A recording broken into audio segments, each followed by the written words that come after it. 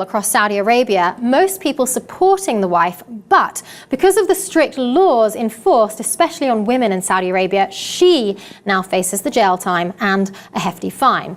Really seems fair, doesn't it? Well, first of all, we do actually have a little clip of the video. It's quite disturbing, but let's take a look at this video that was then shared on social media.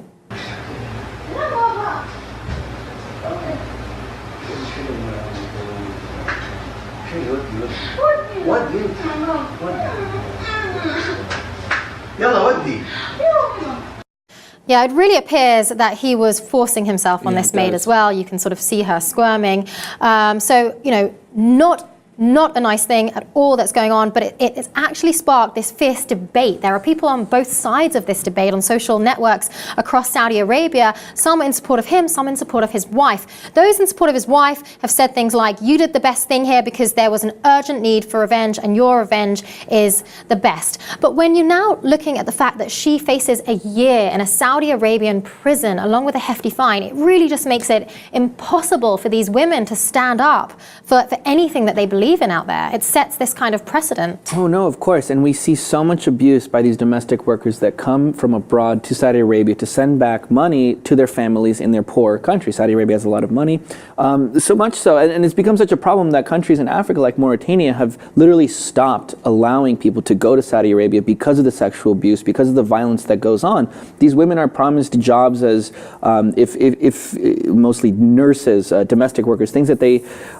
want to do, and they think that they have experience in, and they get there and they end up winding up being more like a slave, getting paid less than they were told, more hours than they were told, and it doesn't pan out exactly at all actually how they thought it would. And this happens in a lot of places. I mean, the Arab Emirates, for example, too. We see the same sort of abuse from a lot of people coming from Southeast Asia, from poor countries in Africa as well. So really sad. And pardon me for making this huge leap comparison here, but we experience the same thing in the States a lot. We see a lot of illegal immigrants coming here and subject to abuse because they can't go to the police because they're illegals and they're exploited, they're kept in the houses, sexually abused a lot of the times as well. So unfortunately this happens all over the world, and as far as the cheating goes, I feel like only in Saudi Arabia can a woman get in trouble for exposing her cheating husband. And not just in trouble, ridiculous. But a year in a Saudi Arabian jail is what's likely. Majid Karoub, who's the top Saudi lawyer, said she'll likely face that and around the equivalent of a $133,000 fine. And it's because of this Saudi Arabian law they have with regards to technology. Here's a quote. He said, "This law on information technology crimes includes stiff punishment for anyone using mobile phones with a camera or other equipment to photograph others and defame them." It's bullshit. In general, outside of Saudi Arabia here, if someone publicly exposes their spouse because their spouse is cheating, let's remember marriage is a legal contract. Yeah. Should someone be allowed to publicly expose their spouse if they go against that?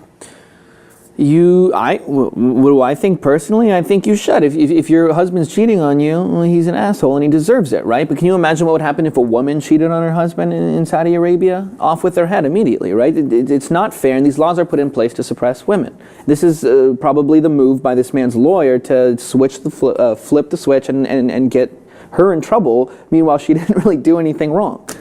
Well, some people are obviously saying it's a private matter and that this should have been kept private, especially if she has children. At the end of the day, though, this woman is standing up for something she believes in. She's been brave enough to make a stand about this in a country where obviously we know the restrictions that are imposed on these women.